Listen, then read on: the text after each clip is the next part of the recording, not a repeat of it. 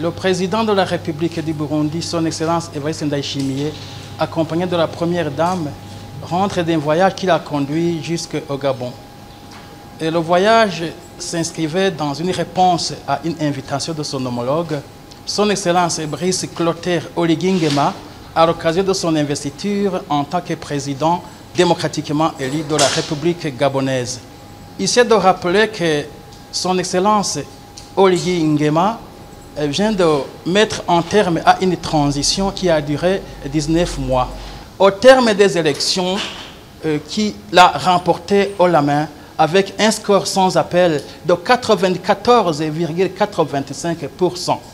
Au-delà de l'invitation par rapport aux cérémonies d'investiture, il faut dire que la visite en soi s'inscrit dans le cadre des rapports qui ont toujours caractérisé les deux pays, des rapports d'amitié et des rapports de coopération. S'agissant de ces rapports, il faut dire que le Burundi et le Gabon entretiennent des rapports de coopération depuis 1975.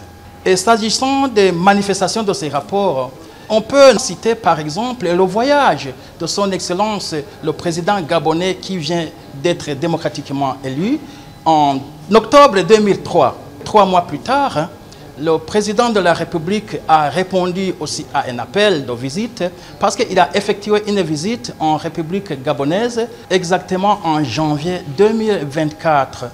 Toujours en termes d'amitié et de coopération, on se rappellera que le Burundi a signé 3 types d'accords en 2024, notamment un accord général de coopération, lequel abroge finalement celui qui avait été signé en 1975.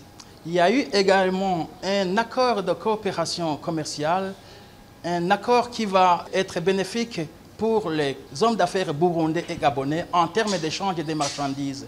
À cela, il faut ajouter un accord de coopération en termes d'échange de main-d'œuvre. Vous savez que les mouvements migratoires de main-d'œuvre sont toujours bénéfiques pour les populations pourvoyeuses de ces travailleurs.